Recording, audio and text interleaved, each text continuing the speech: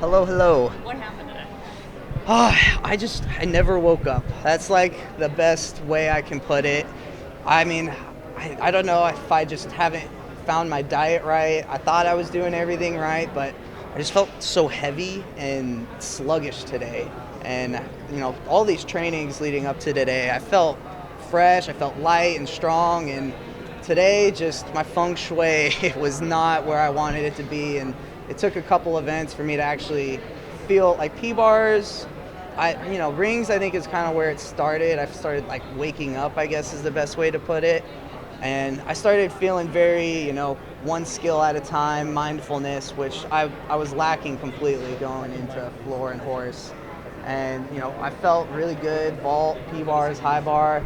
And I was honestly just really upset that I finally felt good and I still made the mistake on P-bars, and just something that skills I haven't fallen on in months. It's been so long since I've done a floor set with 2 falls and a 1-on-6 with 4 falls. It's something where it's so extreme that it's not something I can really dwell on, and I can just focus on all the good routines and good training I did going forward.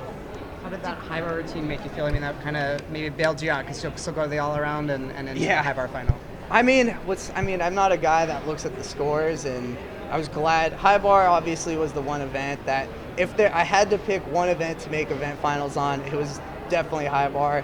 So I was just happy that I finally lived up to my expectations and my potential, and fortunate it took so long for me to finally do that. But I got one in there, and I can only hope that's the standard I can set going forward. What's your sense? You guys will make team finals now, and it wasn't just a rough day for you; it was a rough day for Yeah. everybody. The fact that you guys will make team finals, you'll make team obviously. Is there a danger that there's? I don't want to say no consequences, but you guys had an awful day, but still just got through. We kind of knew that going in. Unfortunately, today was a disaster, but we knew it would take like the triple disaster for us to really not make qualifications. And honestly, this is probably the worst we'll ever be in a competition collectively. And I know what everyone's capable of. I know what I'm capable of. And I think this is a day where you just gotta chalk it up, leave it behind you, because we've trained so much better than this. I know you said you don't watch scores, but today, were you aware of how close you were at any point in time in the competition of not making all-around finals or anything?